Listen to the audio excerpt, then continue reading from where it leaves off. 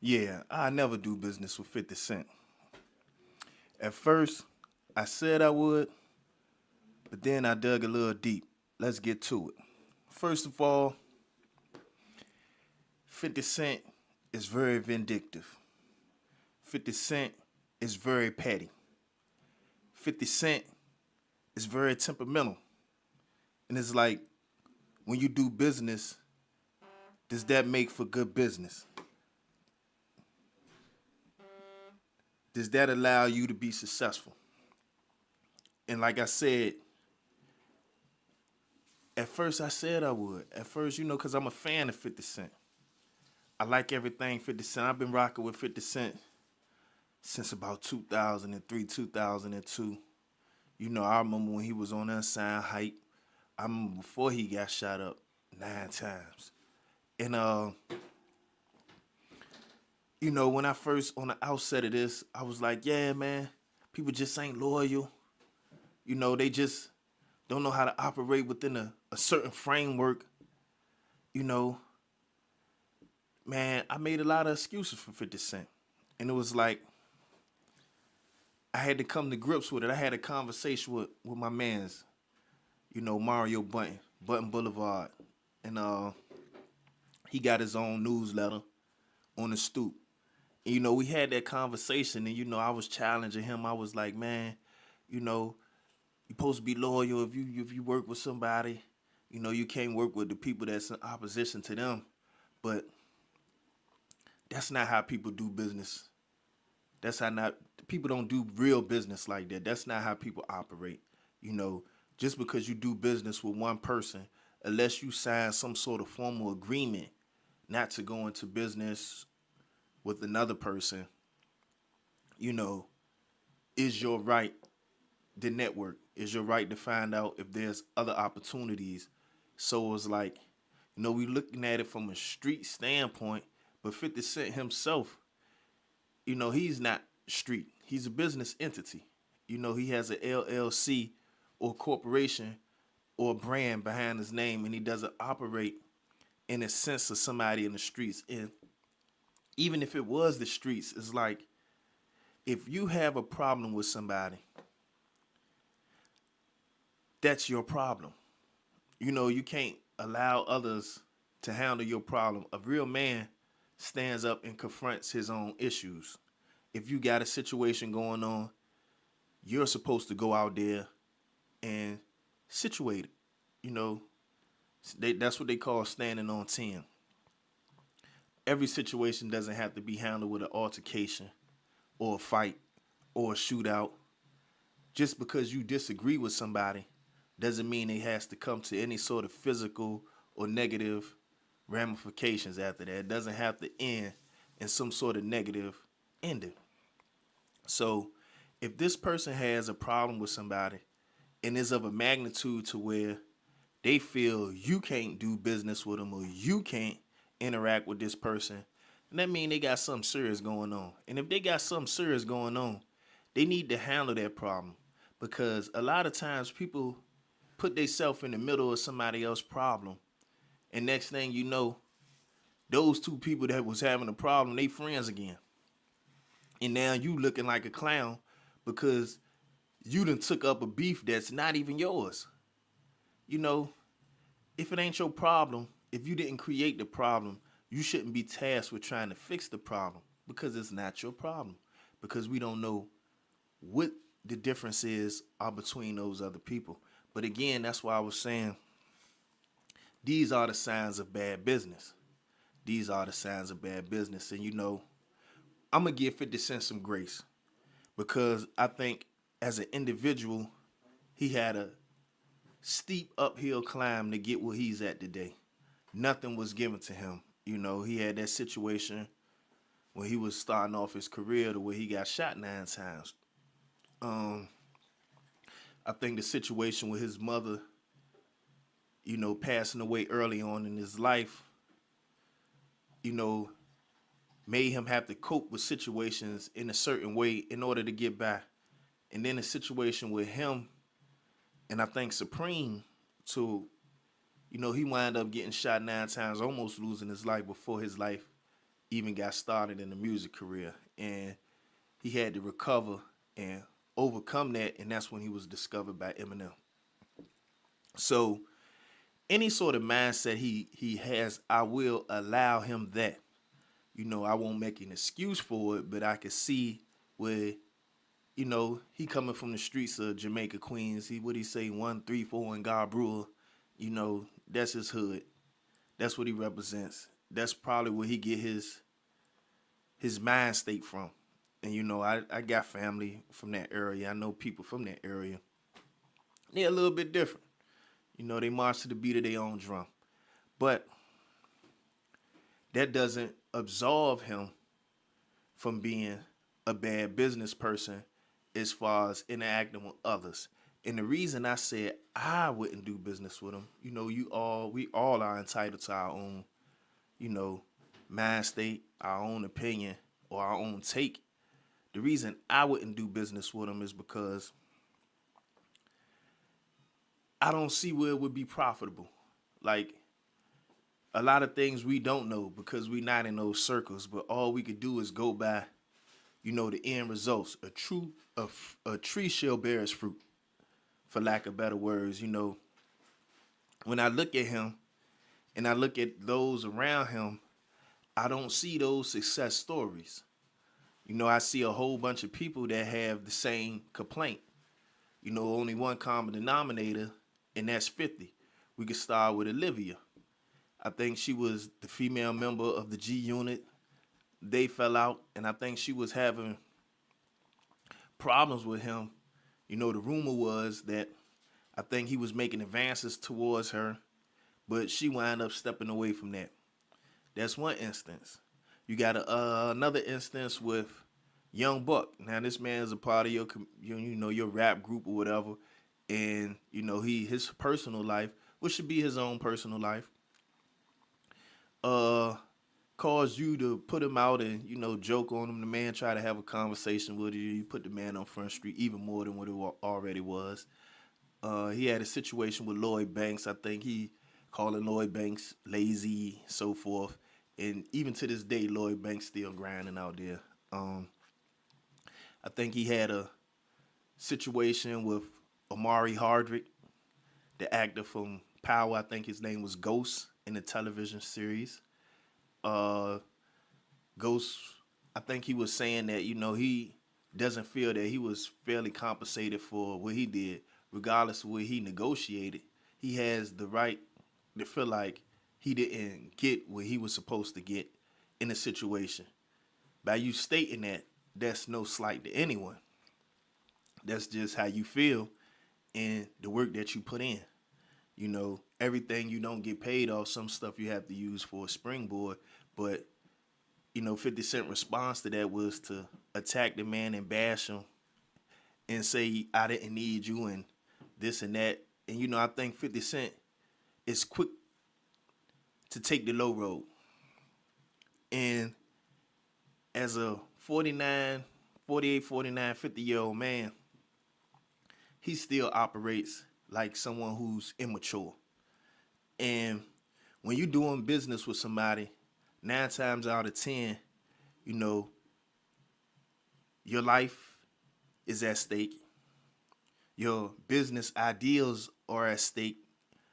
Your time, your thoughts, and your energy are at stake. And probably your livelihood. And when you're doing business with somebody, if you can identify too many negative traits, too many negative behavioral characteristics, you'll be a fool to continue on and, hoping for the best when it's been shown time and time again that the worst will come.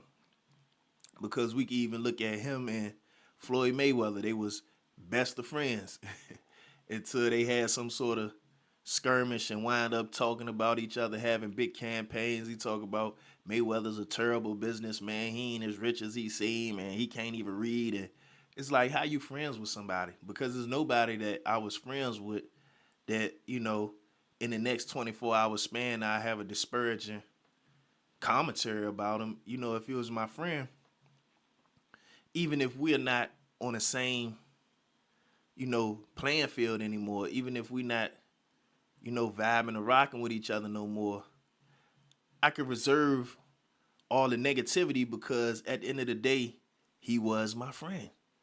And if he ever was a true friend, I ain't got nothing disparaging to say about him. You know, we just parted ways. We parted ways. We didn't see eye to eye. So, I wish him the best. But 50 Cent ain't got none of that in him. He'll burn the whole bridge. Now, he'll burn everything down to be the top dog. And it's like, do you trust your business ideals with him? Do you trust your time and energy with him? Where is the successful proteges? Where's the success stories of those who work with 50 Cent? It ain't a lot. You when you talk about people like Tyler Perry and, other execs in the entertainment business, you see the fruits of their labor. When you're talking to people like Jay-Z and so forth, when you're talking about them, you see others have been successful when they collaborate with them. But you don't see that. You see the Tony Yayos, who, for all intents and purposes, he couldn't survive without a handout from 50 Cent. It's like, where are the people that operate around 50 Cent that don't need 50 Cent that went on to excel by themselves? Like, look at the opportunity that Eminem afforded him. Eminem didn't, attach 50 Cent to him. Eminem allowed 50 Cent to grow and become his own entity, to do his own business dealings. A lot of people don't want you to grow. They don't want you to get past them in no shape, form, or stretch. So I'm going to break down the situation with him and Big Meech. Now, Big Meech, I wouldn't say entrepreneur, but I wouldn't take that off the table for him anyway. He was involved in the RICO conspiracy in the early 2000s. I think it was him and his brother. I think it's Demetrius Flannery, and I forget his brother name, but it was two of them. They had a crew called the 50 Boys. I think they was selling narcotics in the Detroit area. And at some point they parted ways. Big Meech moved and set up shop in Atlanta. And I think, he was trying to get into the entertainment business. I remember in the early 2000s, they had this big movement called the BMF movement. Now, I didn't know it was a big drug conspiracy because I was seeing them on DVDs. They was doing music. I think his main artist was Blue Da Vinci. Blue Da Vinci, for all intents and purposes, discovered Jeezy. They didn't sign Jeezy to BMF, but he was affiliated with them. And I think when the feds came in and took down the BMF, he was in question, but he didn't have anything to do with their illegal activities. So, he didn't wind up getting locked up with that movement. But he was involved. When you're thinking about the Atlanta music scene, you're thinking about the strip club scenes and Magic City and Strokers and all that stuff. I think who brought a big spotlight to all that stuff, the way he was throwing money around and making opportunities for people, was Big Meech. So Big Meech wound up getting locked up. They had a whole conspiracy case. Him, his brother Terry, whole bunch of other guys implicated in that crime ring. They wound up getting locked up for a long period of time. I think it was some people that cooperated, but Big Meech and his brother, Terry Flannery and Demetrius Flannery, they did not cooperate. So, he went down in street of lore as a legend. As a legend, he was one of them people that he ain't had no smut on his name.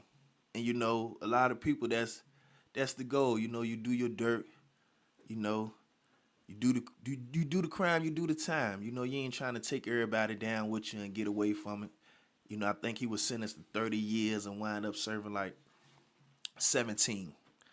And I was in the feds myself. And when I was in the feds, it was from 2010 to 2014. I had a 60-month sentence. I think I did 4 years and 6 months. So I was 6 months shy of serving my whole sentence. Now, I didn't have a conspiracy. I was just by myself. I went ahead, took a plea deal. I didn't have any co-defendants, just me. What y'all said I did. And it was me. Won't nobody else involved. And that was that. Now, when I was in there, Barack Obama was the president. And they had this disparity act where people of, I guess, urban communities, black people, they were getting time cuts because it was found to be true that people from these communities were getting a worse sentence than people from other communities, quote unquote white people. They was getting more for crack cocaine than people was getting in different communities. Like somebody with that same case was getting 3 years and he was getting 20 years. So what they did was they gave out two time cuts when I was in the Fed. One was the 12-1 and one was the 18-1. When I was there, some people had 20 years and they was getting instant relief. They was getting released from prison that day. Some people ain't even know they was going home. They'll wake up in the morning, go to breakfast. The counselor be like, hey, man, pack your stuff. You going home. And they were like, what? That's how I was kicking in. And then I think Trump came with another time cut for federal inmates based on drug convictions and stuff like that. Because they had found, through studies and research, they had found that people from black communities were getting severely punished versus those from white communities for the same charge, for the same offenses. Mirror offenses, different sentencing. So it was the Spurgeon Act. They went back, changed the law, undid some of this stuff, and some people was getting immediate relief. Big Meech qualified for those time cuts. So those who saying how you get out so early, I'm speaking from firsthand experience. I know I was in the feds. So, a lot of people, they ain't even been locked up and they make it, hey, how you get out so early? I'm telling you how he got out early. Barack Obama and Donald Trump. Now, 50 Cent and his, I guess, business with Big Meech, while Big Meech was locked up, I think he was trying to, tell his story. He was trying to get a movie done. He had it all set up. And I think the first deal, somebody pulled out. And then I think 50 Cent came along because he had, I think he had a contract with Stars or somebody else to do TV shows, do TV series and stuff. He had his own thing called Power. And I think Big Meech found out that 50 Cent was trying to, get some story to tell. So I think him and 50 Cent wind up doing business, and they had like a liaison. Her name was Tammy Cohen. Now, Tammy Cohen, I think she was that person that I mentioned earlier, Blue Da Vinci's girlfriend. Not his main girl, but, the way he described it was an older chick that he knew when he was trying to get away from the streets. He could go over her house, she cook a good meal. It was his girlfriend. Somehow, he said she didn't know Big Meech. She knew who he was, but she dealt with him. So when they got locked up, he stopped dealing with her. And somehow Big Meech started dealing with her and was using her as a liaison. If people wanted to pass word or had a message for him, he would say, call Tammy, and he would conduct business through her. Now, to my knowledge, I think Tammy had the power. He signed power attorney to his life rights so they could do the series. So she was the go-between between Big Meech. I don't think 50 Cent and Big Meech were doing straight business directly through each other because he was incarcerated, and I think that's illegal to do so. So he signed his rights off to this Tammy Cohen lady, and Tammy Cohen wound up allowing Big Meech to tell a story. I think she was getting the information from Big Meech and from her to 50 Cent and the directors and the producers and stuff like that. That's how this came about. So a little backdrop about Tammy Cohen. Like I said, she was Blue Da Vinci's side piece or whatever you want to call it, turned liaison for Big Meech. I don't think they had a relationship. I don't know. Sometimes when people get in jail, they get the promising baby, ooh, babies. But nobody knows if they were, romantically involved or anything like that. I haven't heard anything about that. Now, Tammy, she winds up being an informant for the federal government. I think she was involved in taking down her husband. She was involved in the case with Cuffy from St. Louis. And she was involved in a case with this guy named Suarez. He was of Hispanic descent. She was working with federal agents. Matter of fact, the same person that was tasked with taking down the BMF, Big Meech's crime family, she was in cahoots with that person, and she was a paid informant. She was getting compensated for her work. Now that Big Meech was released from prison last year, now that Big Meech has been released from prison, I think him and 50 Cent had a conversation. I think Big Meech was trying to negotiate, or restructure his situation, was saying, this what he trying to do the movie, blah, blah, blah, blah. Come out there, he tried to hit the, ground with his feet moving, and was, I think 50 Cent turned him down, was like, we'll come back to the table later. We got this already established. Let's rock out with this. Now, he doesn't have a relationship with 50 Cent. He doesn't know the ins and outs of how 50 Cent operate. He been doing almost 20 years, so he don't really know what's going on. I think it was flip phones was still out when he was doing his thing, and Sidekicks and BlackBerry phones, so he don't even know how to use the phone right now. So, he come out here, and before he got locked up, he was bigger than 50 Cent. He was probably one of the most lucrative drug dealers this side of Texas, if you ask me. And, he just doing this Big Meech thing. I think he wind up having a conversation with Rick Ross, and Rick Ross and 50 Cent, they don't have an open beef to where I think they'll be going back and forth if they seen each other, but they not seeing eye to eye. I think they had words and had a rap beef against each other. I think 50 Cent got Rick Ross's baby mother and son to come up to New York and do a photo shoot, and he was taking pictures of her almost nude, and she was talking greasy about, Rick Ross, and they beef started over Fat Joe. Now I think Fat Joe and 50 Cent cool, but Rick Ross still on the outs because he taking up a beef. That goes to what I was saying earlier. Sometimes you got to stay out of other people's beef. Just because they beefing ain't got nothing to do with you, nothing at all. So, reeling it back, Tammy Cohen, she is a proven informant. She wound up telling, I think, passing word to 50 Cent that, Big Meech was involved. No proof, but just her word. Because I don't think he's dealing with Tammy anymore. He came back, and now I think Big Meech is dealing with his baby mother. I don't know if she feels slighted, or, she feel like she did this and that for Big Meech, and now he ain't cut me in, so cut it out. But all of this narrative is coming from her. Now, something struck me when it was dealing with 42 Dugg. 42 Dugg is a Detroit artist. I think he did songs with Lil Baby and so forth. And I think he may be related to somebody that was in D12 that was signed up under Eminem. 42 Dugg said, man, show me proof that this man is snitched. If not, shut up. Don't tell me what to do unless you have some proof. You just can't run around here making assumptions and taking the word of somebody that's not credible, because for all intents and purposes, Tammy Cohen is a paid informant. She's not credible.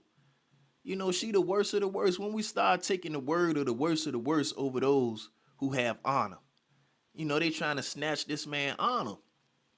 And you could go on and make implications, but if you can't prove these implications, it's something to be said about that. Because then you could just make wild accusations without any proof. That's a no-no. In the professional world, the street world, you don't make wild accusations with somebody without being able to prove it. So, that's where we at right now. We talking about somebody who would make wild accusations about somebody without proof. We talking about somebody that doesn't have a track history of conducting good business with others. Like I said, you got a list of people who have complaints about how he conducts business. So my question was, would you do business with 50 Cent? And when I had my barbershop talk, it was a guy in there that said, yeah, cause that's $5 million on the table. That's 5 million, man. You ain't gonna turn away 5 million. And it struck me. It struck me. Big Meech and his son received a total of $5 million for that story. And the BMF story is worth more than $5 million. He could have earned that $5 million just telling a lesser version of that by himself and selling his own story.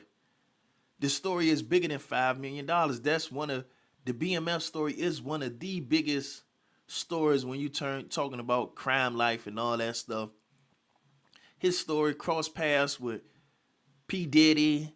His story crossed paths with almost every major, street situation. His story crossed paths with Gucci Mane, with the whole Atlanta rap scene with Jeezy, and it stretched all the way from California to the Midwest, all the way to the East Coast, right there in Atlanta, all up and down.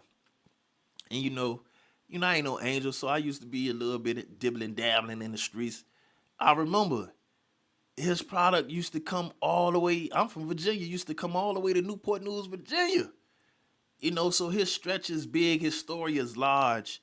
And for him to be compensated with $5 million that they don't even have that to show for right now. And he paid Big Meech's son to be the star at $5 million in total for 3 years, which if you think about it, you didn't give that man nothing. Just because you sent him to acting school, even if you get a job at 7-Eleven, they got to train you. That comes along with the territory because in training him, you actually get a better product, which is beneficial for yourself. So like I said, when you're doing business with somebody like 50 Cent who would throw something in your face, who would be petty, who's temperamental, who would change up on you at the drop of a hat, sometimes it's not even a good transaction because they got shortchanged. So this is another instance where nobody came out a winner from dealing with 50 Cent. People look at that $5 million, but that story was worth more. People thinking, oh, he looked out for. So if 7-Eleven give you a job and teach you how to use the cash registers, they looking out for you? No, that's just a part of the job. And I don't think people look at it because I think 50 Cent been entertaining us for over 20 years. He came out in 2000 and what, 2 or 3 with the Get Rich or Die Trying.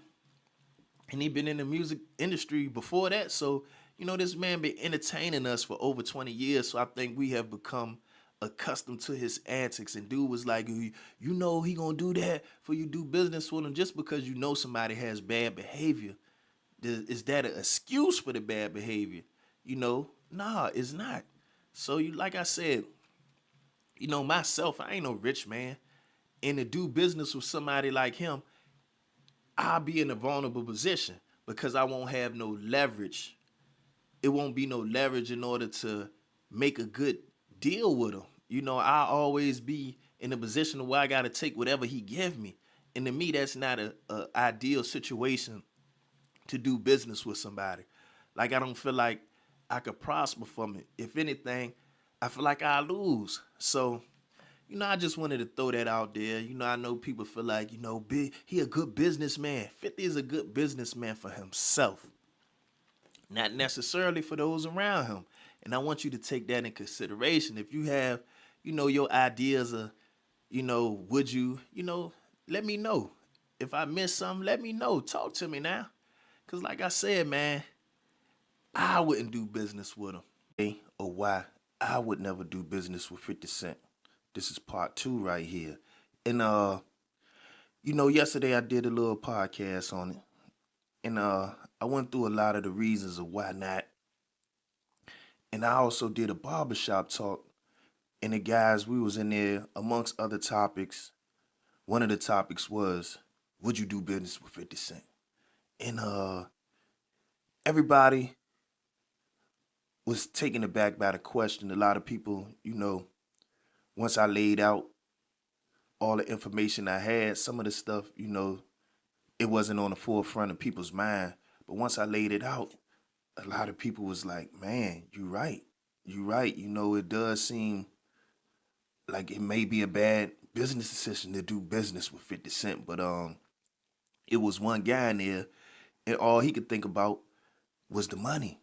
Like, that's all he could think about was, the money, man. How can you turn your nose up to that type of money? $5 million, man. Y'all talking crazy, $5 million. And I'm like,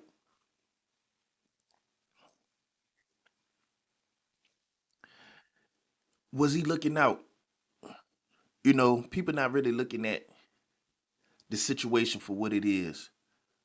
The $5 million that Little Meech received, that's Big Meech's son, the actor that was in the BMF series. When you check it out on Stars, you'll see who he is. Um, was he looking out for that man? You know, that was over a 3-year period, and it roughly comes to probably 125,000 an episode or something like that. I think it was 3 seasons, and it was like, you know, was he really looking out, or was he paying this man for a service he provided? And they're all there, man. He sent him to school. 50 Cent looked out for him. Ain't nobody else looked out for him. He sent him to school. Uh, I'm 47 years old right now, and I've had several jobs in the workforce, and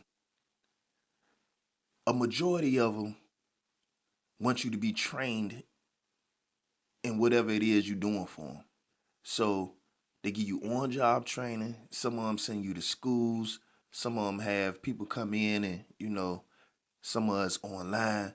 But the bottom line is they want you to be better at it, at what you're doing. They want you to be better at whatever you do for them, because that will make the service you provide even better. Like me, I deliver. So when I first started this job, it was a training period. Like, they just don't throw you out there and say work. It's a training period. And within that training period, somebody gonna help you, and they gotta spend money on you in order for you to do your job efficiently and be productive for the company. Is that them looking out for you, or is that just the policy of doing good business? See, and I think people will get the two confused, because that's like if you work at 7-Eleven and you get trained on the cash register, is somebody looking out for you? Or is they just seeing to it that you could do a good job and you could be proficient at what it is you do in order to make the company money? So that's why I say you gotta kind of separate it and break it down, because this was one of the topics I brought up at the barbershop. Is like, I could see if you and 50 was business partners and y'all was splitting everything down the middle, then of course y'all towing the same line. But his problems aren't necessarily yours. Such as, if I'm working for a corporation, their problems aren't necessarily mine. Their problems might affect me in some shape, form, or fashion, but their problems aren't mine. It's something that I might have to keep in my peripheral, but it shouldn't be something that I have to deal with, because you have a major stake in this. I'm just a fractional percentage maker of whatever comes, and usually it's paid like as soon as you do your job, you're getting paid. Like, if you work for a week, you get paid for a week. It's no true investment in it. Now, you could do extras and try to further yourself and, be an asset to the company, but at the same time, you're not obligated to take on any conflict or any situation that that corporation, that company, that brand, that business has. That's something that they have to deal with. And a lot of people they can't separate that.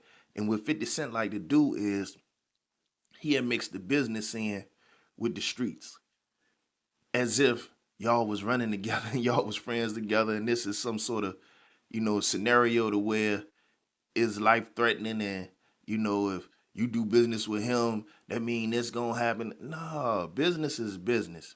And I think that's what makes him a bad business person because he don't know how to separate the two unless it's involving him. And now if it's involving him, he know how to say, oh boy, this business.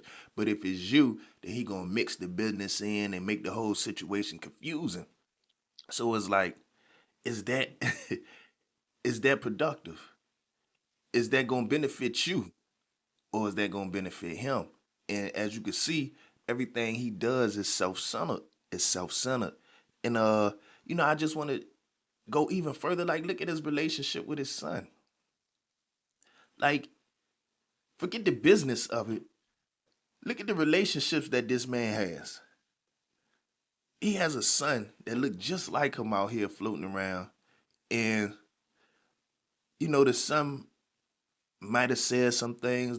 The baby mother may have said some things, or they might be on the opposite ends of whatever scenario it is. But at the end of the day, that's your son. This ain't no movie. This ain't no book. This is your son. So whatever deficiencies he has in life as his father, that falls right on your shoulders. It's something that you didn't do. It's something that you're not fulfilling. It's your son. That's your product. That's your ultimate product. Besides your music, your legacy is going to be with your seed. And if somebody feel like they can detach themselves from their own flesh and blood, what chances do you have with being successful when it comes to business with them? If this person could separate himself from his own seed, his own son, somebody that looked just like him with no emotion, no compassion, no connection, how do you feel as if you're going to get some sort of better feedback from him than he's showing you the ultimate signs of him not having the compassion or the capacity to deal with others? That's his son. Now imagine your son, imagine your daughter. Like, a lot of people will go that extra mile because, like, that's not your friend. That's your son. That's your responsibility. So, I just wanted to let some of this stuff sink in before you make your conclusion. Before you come to your conclusion, let some of this information I'm dropping on you sink in. Because I'm hitting you with some heavy jewels now, something for you to run with. Now, we're going to look at the situation with him and Rick Ross. Rose. Rose is a prominent rapper out of Miami, Florida, probably responsible for a lot of the hits. I think he used to write for a lot of the Miami scene back then. And maybe I think Trick Daddy and Trina, some of them songs, he might be responsible. If you listen to the music, you could probably hear his influence. But, the beef that started between 50 Cent and Rick Ross was over Fat Joe. And I think the beef that Fat Joe and 50 Cent had was over Ja Rule. They had a song, Ja Rule had a song, New York, New York. I got 100 on the 100 clip. I'm coming from New York. I don't know if y'all remember that song, but it was a Ja Rule song, and it had, let me see, Fat Joe in it. I want to say Jada Kiss in it, and 50 Cent was up in arms. He felt like if you work with Ja Rule, you his enemy. So he going back and forth with Fat Joe, and somehow, DJ Khaled and Rick Ross get caught up in the mix of that. And Rick Ross I don't think him and 50 Cent had any sort of dealings or any beef or any problems, but somehow Rick Ross get dragged in the middle of it. They going back and forth. They dissing each other on track. And I think the icing on the cake is when 50 Cent got Rick Ross' baby mama to come up to New York to do some sort of photo shoot. She trying to, further her career as a model. I think she brought her son, which was Rick Ross's son. That's his junior, I think. She took him up there with her. And I think Mayweather and P. Diddy, I seen the videos myself. First, I seen, pictures of her in the magazine. I think 50 Cent was in between her legs with a camera taking pictures. And, she was half naked, busting it down. When I say bust it down, I'm not insinuating that they were doing anything. When I say bust it down, that means she was posing for the camera. So she was out there busting it down. and 50 Cent was taking some of the pictures. I'm quite sure they had a professional photographer out there. And then she was doing interviews disparaging Rick Ross, saying, he's a deadbeat father and he not taking care of his responsibilities, this and that, this and that, this and that. And that seemed like the ultimate petty blow to where some people, man, they ain't got no limits of what they'll do, but they gonna sit here and tell you what you supposed to do and how you supposed to perform, and codes and rules and guidelines that you supposed to go through, but they ain't got none. And you gotta watch out for people like that. Some people will tell you how to live your life, but they live their life how they see fit, and it's just what real ones do. And nah, man, you can't just allow somebody to speak and take precedence over what you seeing. And that's what I'm trying to get y'all to look at the evidence of what he's doing. Look at all that. Don't be thrown off by we fans of 50 Cent, because like I said, I'm a fan of 50 Cent. I'm gonna get into that. And I think a lot of the stuff, like, I'm gonna reel it back a little bit. Because, like I said, him and Rick Ross didn't really even have a beef. Their beef was between Fat Joe and 50 Cent. And then somehow, being that 50 Cent was going at Fat Joe, Cali and Rick Ross got caught up in it because they was doing music together. I think Fat Joe had moved down to Miami at the time, and they were associates of his, and somehow they got caught up in the mix of that. Now, we're gonna fast forward to where the person that the beef was initially over was Fat Joe. Ja Rule to Fat Joe to Rick Ross. Now, Fat Joe and 50 Cent are friends. They squashed the beef. So it's like, you still beefing with somebody that the beef started with somebody else, and it's like, it don't even make sense. To me, it don't even make sense. It's like, man, why are you beefing with me for standing next to somebody when your problem was with this person? Go handle your beef, man. Stop trying to make me a part of what you got going on. Like, it was a situation the other day, sometimes I go to this podcast, Get to the Money. I haven't been in there in a while. And it was a guy, he was going back and forth with somebody who owed him money. And he was making innuendos and subtle threats. It's like, don't stand beside him. And to me, it kind of flustered me. I wasn't upset or angry, but I was bothered because, what do you mean, don't stand? If you got a problem with somebody, man, deal with that problem. Don't get to talk about if you stand next to them, that's your, nah, man, deal with your problem. Because everybody has the same tools. Everybody got 2 hands, 2 feet. Everybody got a tendency to go left sometimes. So it's like, why would you add me into your situation with somebody when I don't know what's going on? Only you and that person know. And that's something you and that person got to settle. Don't make me a part of that. And I felt like, man, first of all, I don't know you. I don't know that person. And, I ain't trying to be feeling threatened. I ain't trying to be walking on eggshells out here. Don't have me a part of that, man. You go deal with it. You want me to put y'all face to face? Because my brother used to do that all the time. People be whining to him, talk about what they gonna do. He just put them right there together. And 9 times out of 10, they don't do nothing to say nothing to each other. They just part ways and go their separate ways. So it's like, man, you trying to turn me to this person enemy because you scared to do something to him yourself. So it's like, you want me to carry out your anger. You want to force your feelings to me and have me crashing out for you. That's what people want you to do sometime. And you, like, is that somebody you want to do business with? I'm sinking. I'm getting to my point here. Is that somebody you want to do business with that'll have you crashing out for them when they won't crash out for themselves? Think about it. Think about it now. And I just wanted to drop that. And everybody know that 50 Cent Curtis Jackson, he always spouts the 48 Laws of Power. I've read that book a couple times when I was incarcerated, and I thought it was a negative at best book. You know, it had a lot of sayings in it, a lot of strategies in it that had to do with manipulation. You know, a lot of people live by that book. A lot of people practice that stuff. They practitioners of the 48 Laws of Power. But to me, when I read it, I was like, you know, this isn't how you interact with others, because I knew better. I had more compassion in my heart.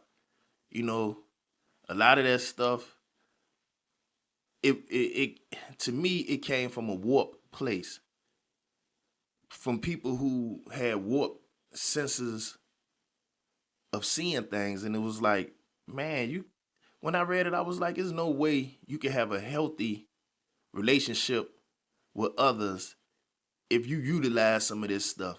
It's like you creating enemies and you making everybody your enemy if you practicing that. So it's like, it's a difference between being smart and then being like undermining. And I think that book has a lot of things that undermine true relationships with others. And as you can see, look at him and his son. Look at him and his baby mother. Look at him and all the people he related with. I don't think 50 Cent has healthy relationships in his life. So if he can't maintain a healthy relationship, how can he maintain a healthy business partnership? Like, they go hand in hand. If you can't maintain relationships, that goes across all aspects of your life. So it's like, man, don't don't overlook that. Don't overlook stuff like that when you're dealing with people. And like, if we all know that 50 Cent reacts the way he does, if we all know he has terrible behavior, why do we make excuses for him? Why do we give him a pass and say, you know, man, that's just how big, we all know how 50. Why we giving him a pass? Why we making excuses? Why we overlooking that bad behavior? Is it because we fans of his? Because he rich? Is it because we see his TV shows and we watching his series and we've been listening to his music? What is it? What is it? What is it? I'll say that it may be because for the last 2+ decades, we've been allowing him to infiltrate our mind through his music, through him always having a presence online, through him always being on the TV. His voice has been in our head for over 2 decades. I don't know if y'all understand what that means. That's like conditioning. So if you used to seeing something, you used to hearing something, it sounds normal, because the behavior that he's exhibiting isn't normal. It ain't right. It ain't right. So it's like, for us to say, okay, we know it ain't right, but that's just how it is. That ain't right. So, you know, when you consider all this stuff, when you take all this stuff into consideration, it allows you to step back and see. It allows you to get outside of that box of, I'm a fan of 50 Cent. Because, you know, man, I've been listening to 50 Cent, man. Get Rich or Die Trying. Man, I thought that was one of the best. At the time, it was a CD, one of the best CDs to come out. You know, me and 50 Cent, we close in age. I think he might be a year or two older than me. And that, you know, I thought that was the blueprint. Come out, you know, I'm from the streets. You know, I'm from Newport News, Virginia, downtown. You know, I done been through some of the stuff that, you know, a lot of others have been through, you know, back and forth, doing what you weren't supposed to do. And it's like, man, I thought that was the blueprint. So I was like, man, I sided with 50 Cent because I was a fan of 50 Cent. You know, I heard the story about him getting shot. I know a lot of people have been shot. I done been shot. So it was like I identified with him. He talking slick. He always seemed like he was the underdog fighting against everybody. I identified with him. I seen some of myself in him. and I didn't see no wrong in anything he did.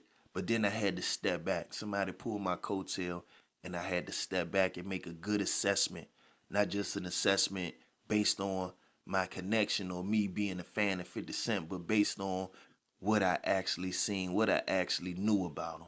So I want y'all to take this and process it and let me know how y'all feel. Like I said, this was part two, and this is the Let's Get To It show. And that's a tour with a you, because I always got you in mind. So if you don't mind, let me break it down for you, because you ain't never heard this before. Because at the end of the day, it's all for you. It's really all for you. And I'm King Sam the Powerful. The biggest hater this side of Texas. I talk reckless. So if you want the truth, the whole truth, and nothing but the truth, so help me God. Matter of fact, y'all can't handle the truth. Court is adjourned, and I'm out of here. And I want to give a big shout out to Elise Pro Barbershop right there on 368 Demi Boulevard.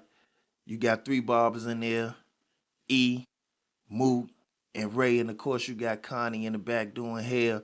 So y'all check them out, man. It's like home away from home. That's family there. That's Elise Pro Barbershop on 368 Demi Boulevard.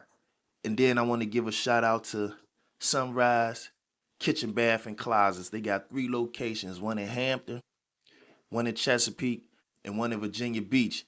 They're making the process of home remodeling simple. They transforming homes. Y'all check them out again.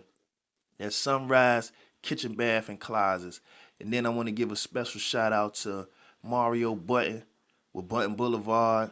Then he got On the Stoop. He got a newsletter. You know, he been helping me with my content a lot, y'all. A lot of these ideas and how it's shaping up and what y'all seeing, you know, is right there. And then I want to give a shout out to my wife, Rosalind Martin.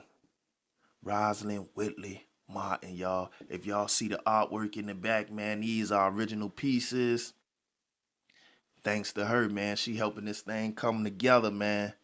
She designing my set, getting my studio looking right. She giving me all the tips I need. So I want to thank her too, y'all. When y'all see this artwork and y'all see how I look in here, how it's looking bright, how it's looking shiny, the colors is coordinated, that's thanks to her. So I just wanted to give a shout out to everybody that sponsored me today. Y'all check them out, y'all. And with that, I'm out.